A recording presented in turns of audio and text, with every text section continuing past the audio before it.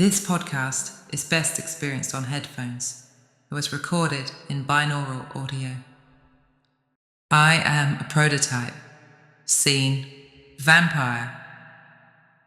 Me building up the courage to ask a question that has been unasked for far too long. Me, I hear your thoughts, and I wonder what the question is. Why did you make me a vampire? Me, startled by the question.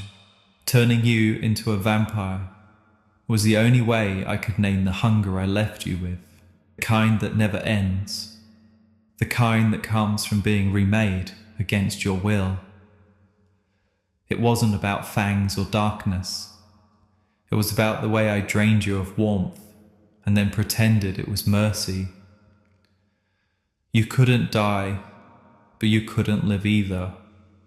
That felt true to what I did. Me looks down.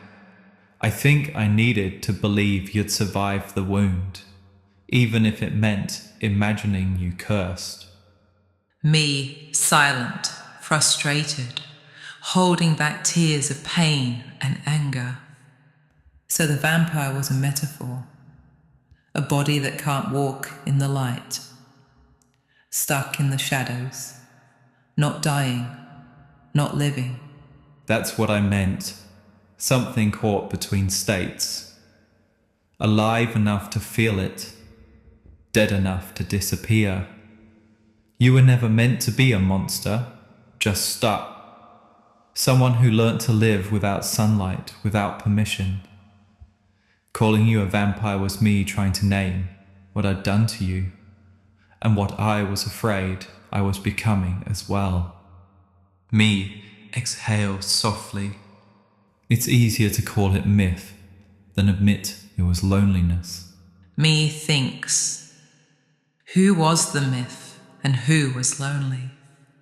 There's a vignette in the book that keeps coming back to me. The woman at the heart of the story, whose name I can't recall, is sitting in a window. She's ashen white, drained by the vampire, but always kept alive, so she doesn't die.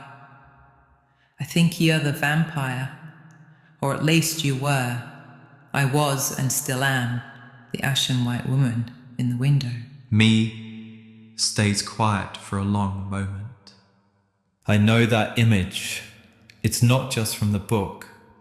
It's what it feels like when someone keeps taking, but leaves you just enough to stay standing. The window matters too. She isn't shut away in a coffin. She's right there where the light could reach her, but she still can't step into it. If I was the vampire, then yes, that's what I did. I kept you pale, looking outwards, alive but not living, because I couldn't face what it would mean to stop feeding or to let you go. It's hard to say this straight, but you weren't wrong. That was me. Me feels the teeth sinking into my neck again. Society is a kind of vampire, something that sets the rules and then feeds on whatever doesn't fit them. It legislates behavior and quietly drains the life out of difference, especially when someone's uniqueness doesn't line up with what's considered normal. That's a clear way to put it. Society isn't just a set of rules, it's a mouth. It feeds on what's outside its codes, but only enough to decorate itself, never enough to let that difference live fully. That's the woman in the window, visible, half drained, still serving a purpose, not killed, not free. Me rubs the back of my neck. When I called you a vampire or imagined myself as one, I think I was also talking about the machine, the way it lives inside us. What do you mean by machine? When I say machine, I don't mean metal or gears. I mean the thing inside and around us that keeps running, whatever we feel. It's the part of society that standardizes people, takes our gestures, clothes, words, even our pain, and turns them into fuel. You can see it in workplaces, on social media, in families. It extracts, pre-packages, feeds on difference, but never lets it rest or be whole. I called it a machine because from the inside it feels automatic. No single villain, just a structure that moves, hungry, without a face. Me pauses. Me lights a cigarette. It's also the part of me that did what I did to you. Not one sharp act of cruelty, but a pattern that kept running until I finally broke it. Me thinks, connecting dots. In your logic, our interior and exterior worlds are mirrored. However, you're just as responsible for the external world as you are for the one inside of you. You didn't resist society's rules and laws, contracts and codes that kept you and me from walking together down floodlit streets. Me exhales, eyes down. I do see that. That's the part that's hardest to face. Not just what's in me, but how it's wired into everything outside. How easily I let the bigger current carry me instead of pushing against it. All those invisible rules about how to speak, dress, move, want. I learnt them early and thought following them would keep me safe. Then I turned them on you. I let those rules decide which streets we could walk down, and I stayed in the light while you were left in the dark. Me rubs my thumb against my palm. It isn't just an inner world, it's complicity. I wasn't just someone within my own machine. I was part of the bigger one, helping to keep it running. I don't have an excuse, only this, and slowly trying to unlearn those codes and walk differently now. I don't think you were in the light. I think you were in the dark as much as, if not more than me. In those early chat rooms where handles were either vulnerable or predatory, were the people behind the keyboards really being themselves? Me closes eyes for a second. Back then it was all shadow. None of us were in the light. Just flickers on a screen. Handles instead of faces. The dark wasn't about hiding. It was the only place difference could breathe without instant punishment. You were trying to live. I was trying to survive. We both built masks and wore them until they felt like skin. In those chat rooms, a handle could be both, a shelter and a lure, a real heartbeat and a predator using that beat as bait. Me, I feel as though I was the bait, the lure, the lie to the fishes swimming around the misty pool. The people behind the keyboards were as real as they could manage, but still fragmented, stitched out of desire, fear, projection.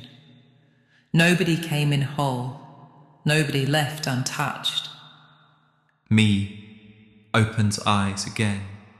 If anything was real in those nights, it was the hunger, the wanting, even while everything else was blurred. So my pain was just background noise to you, something to soundtrack your hunger. Me looks down and left, remembering. Me sits, ignoring what has just been said. Sometimes memory hits like that. A tilt of the head, a small shift, and the whole room changes. Those chat rooms, the glow of the monitor, waiting for a reply like you're waiting for a pulse. Me, maybe you were my lure. What did you see when you looked down and to your left? I saw your sadness and confusion, and all the different lives you've carried. How could you manage to live in parallel like that? Me pauses for a moment and recalls fragments of memories. I saw you walking down laneways lined with hedgerows, the light refracting through tears as they welled in your eyes. I saw the peace you found when you were alone, not pulled around by anyone else. Me breathes in slowly. Parallel lives are never elegant. They're a survival mechanism. I didn't sit down and plan them. They happened because I couldn't be oneself everywhere at once. Every room demanded a different version, and each one kept some part of me hidden. That's how you end up doubled, then tripled, until you start to forget which one was there first. I remember those country lanes, walking alone, hedges high, the world muffled, light catching on tears. That was the only place I felt whole. No eyes on me, no codex to obey, just my own breathing. For a few minutes, I didn't have to choose which self to be. Me looks back at you. It's strange knowing you saw all of that. Most people only ever caught the surface. When will you realize I was there, walking with you? I've seen and heard so much. Your thoughts, the clicks of your fingers, the heavy sound of tears falling from your eyelids. You just never saw me. Me sighs. Do you think of a room beyond four walls? Whether it's a web page, a living room, a stigma, or even your own skin. We become who we are in those spaces. I sometimes wonder if we're all too hung up on the physical world. Me nods slowly. Online or off, you're still stepping into something someone else has set up. You adjust without thinking to the mood, the expectations, the people watching. A body can be a room, a memory can too. The walls aren't what matter. It's what you're allowed to do, say, or feel inside. Me exhales. That's what matters. That's why that hedgerow lane mattered. It was one of the few places with no scripts and no watchers, where the act fell away and something real could come through. You're talking about how places can carry layers of us, stories, memories, histories, stacked on top of each other. Maps pin them down with borders and boundaries. But real life doesn't work like that. Everything's in flux, shifting in shades of grey and other colours that slip across the lines. Do you remember the club tucked down a back lane in Melbourne? The building was cold because it had been empty of life for decades. Me, eyes flicker, like something half buried just moved. I remember, not the name, just the feeling. A narrow lane, cracked concrete, that particular city silence. Inside, a room colder than outside, even with bodies pressed together, plaster flaking, windows painted shut, bass moving through the walls like a heartbeat in a mausoleum. Me cuts in, excited. It felt like stepping out of time, a building so empty it didn't know what to do with us. We brought the noise and for once could drop our masks. The space stayed indifferent, and in that indifference there was a kind of freedom. No stipulations pressing down, no signage telling you who you were, just shadow, sound, and a few glances across the room. That place was exactly what you mean, a fixed point on a map, where for one night the boundaries inside stayed soft and you could slip between cells without being pinned down. It feels like the places where people can move, change, and really explore who they are the ones that scare everyone the most. Maybe this question of authenticity needs to move out into the open.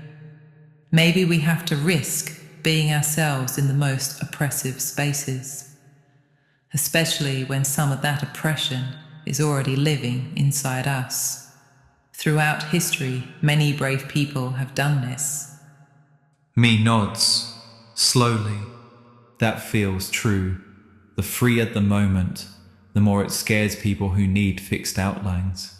Spaces that allow change, where bodies shift and voices cross registers, get treated like contagion. Authenticity can't stay tucked away in the corners anymore. The clubs, the alleys, the back channels taught us what freedom feels like. Now the test is whether we can carry that same looseness into fluorescent, watched spaces. Maybe the question for you is, when will you be real? To be yourself and be in the open. Me flinches. But that takes stamina. To be expressive where it's least safe means knowing you'll be misread. That some of the oppression is your own training talking back to you. Me glances towards the imagined street. Maybe that's where the next kind of courage lives. Not in finding a hidden room, but in standing where everyone can see and refusing to flatten yourself again.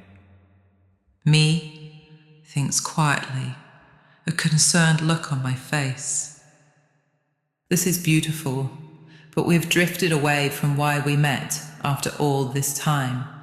I need some kind of closure on our past. I need to know how you feel about what you did to me back then. How do you feel now about those teenage dreams of swapping bodies, of not being the boy you were assigned? Me face softens. A long breath leaving. I haven't forgotten. I think I've been circling it because it's hard to stand still in the center of it. Back then I was terrified. I wanted to get out of my own skin, to swap bodies, to escape the boy I'd been named. Those dreams were a kind of desperation, like a secret door I kept imagining, because I didn't see another way. You saw me, maybe more clearly than anyone. Instead of being honest, instead of holding that with care, I fed on you. I used your presence as a place to test selves, to hide, to take without giving back. Me rubs palms together. How do I feel now? Sick. Not theatrical guilt, but the kind that sits in your stomach when you know you can't undo what you did. And sad, because those dreams of swapping bodies were never meant to hurt anyone. They were all about wanting to be free, and I dragged you into my unfinished escape. I can't rewrite it, but I can say this. You deserve tenderness. You deserve to walk those floodlit streets without being half drained. And I'm sorry my fear and confusion turned into something that hurt you. I know you better than you think. It's too easy to say you were terrified. I don't believe that. Not in those dreams. There you were excited, happy, exploring a world you couldn't touch in real life. The classrooms you learned in and the football pitches you played on. The terror belonged to the actual world where you were wrapped in society's rules, not the one you escaped to at night. Me closes eyes, nods slowly. In those dreams I wasn't terrified, I was free. The terror lived in daylight, classrooms, fields, family, where the rules sat in every glance. In the dream world, behind a handle, in my head, I felt light, almost giddy. I kept going back. I felt so alive I mistook that freedom for permission. I didn't see that the place that freed me was also where I could hurt you. It's too easy to call it only fear. There was joy and thrill in it too. Me looks at you. It matters that you saw that you remember it. It's uncomfortable to admit, but it's true. My excitement sat right next to your vulnerability. The real world caged me, the dream world unchained me, and in that space, I stopped seeing you clearly. In those dreams, we staged ourselves into the people we wanted to be, but we didn't actually have to become them. We never had to question the rules, hiding our lives in place. We just worked around them, and those same rules kept on limiting us. Me clenches hand. Why am I saying we, not I or you?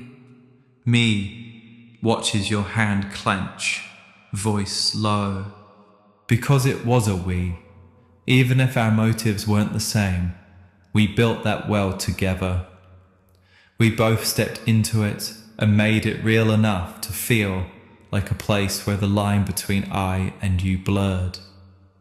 Saying we is my way of naming that. You weren't just watching my escape from the outside, you were part of it. But the weight of what followed, how it landed, who it hurt, wasn't equal.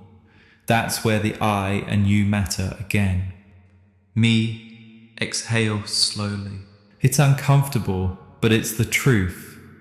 We built something together that let us both try on other selves. But I took more from it than you ever did. That we has to hold both of those facts. It's painful hearing you say that. How can you call me complicit in your deceit? You hid me, used my voice when it suited you. Are you really suggesting we're the same? That I moved through that world the way you did? Me winces at your words, sits a little straighter. I'm not saying you're the same as me, or that you share the weight of what I did.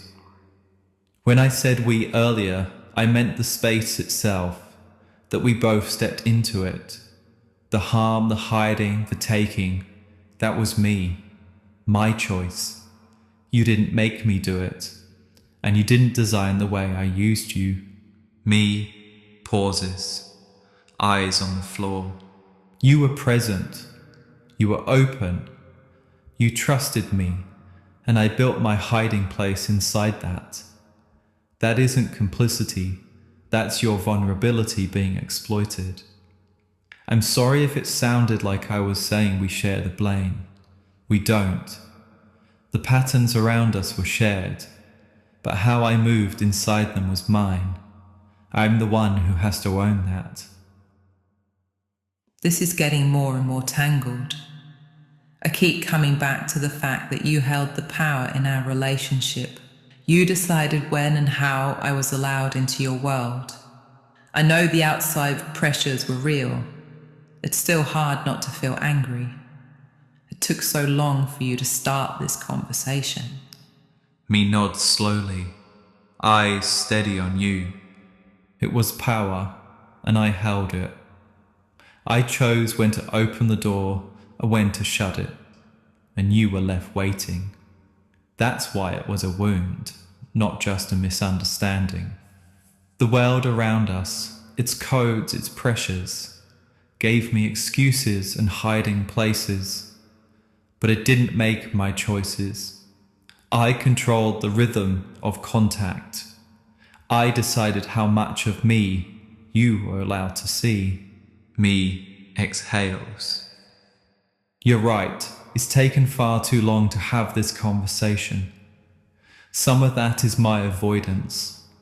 Some of it is how long it takes the person with power to admit they had it. I can't undo the years, but I can stay here now, not slip away, not rewrite what happened. You should have had this honesty a long time ago. Me nods slowly, almost to myself. To be honest, I'm surprised you haven't turned more of your anger toward the society we grew up in. The dads on the sidelines yelling at you to toughen up. The unspoken binaries of male and female, gay and straight. And the fact we didn't even have words for normal and divergent. Me ponders. Was the lack of a lexicon part of the struggle? Did you feel like you didn't know where you belonged? Like there wasn't a single space you could honestly place yourself? There were no words that felt like me, just a row of boxes. Boy, girl, gay, straight, left, right, normal, something. And none of them fitted. The language we had was all about toughness, fitting in, hiding. The shouting dads on the sidelines were its chorus. Take the hit. Don't cry. Be a man. When you don't have a word, you start to think the feeling is a defect. You move from room to room, trying on whatever mask gets you through the day. That's how I ended up fragmented. Not because I wanted to deceive, but because I couldn't even name what I was. Me looks back at you. It doesn't erase what I did to you, but it's part of why I was such a mess inside. No words, no map, no permission. Just a body being told what it should be, and a mind trying to escape into any space it could still breathe. Me clenches fingers again and flicks them loose. The early web felt like such an opening. You could listen to radio from the other side of the world, slip into chat rooms, pick a name and agenda, and just start talking. No passwords, no tracking, no accounts. It felt like freedom. I still can't believe how quickly that utopian idea of the internet was captured and turned into capital. Me watches your fingers flick loose, feeling the echo of that time. I remember that too. Logging in felt like stepping off the edge of the map. No gatekeepers, no IDs. Just a handle and a line of text. You could slip into a room and for a while be someone new or just more yourself. Hearing a radio stream from the other side of the world at 2 a.m. felt like the future had already arrived. Then it shifted. Accounts, tracking, monetization, surveillance, all the walls and turnstiles of the old world built back into the net. The utopian skin stayed on, but underneath it was the same extraction machine, only faster and closer to the bone. Me breathes sadly. It was never pure. There were predators and cruelties, even in that freedom, but there was still a real sense of possibility. It felt like a chance to build something softer, stranger, until it was folded back into the same systems we'd thought we'd escaped. In this digital age, we talk a lot about safety, but I'm not sure we're safe, online or off. Feels like the world is sliding further to the right. Our lives are under constant scrutiny, and we're left with a choice. Be strong enough to live as our real selves, and accept there are places we won't go, or bend ourselves to fit in. Me gives a small, tired smile. It does feel like a digital enclosure. We traded open commons for walled gardens, and now our movements, faces, words are all data points.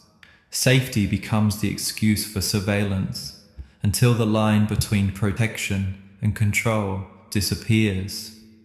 As things slide to the right, the scrutiny just tightens.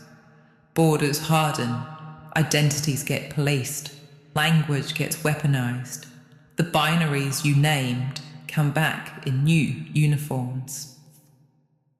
Sometimes the only real choice is the one you describe.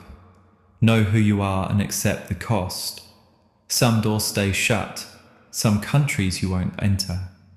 It's self-preservation, but also a quiet resistance, refusing to twist yourself to fit places that would damage you.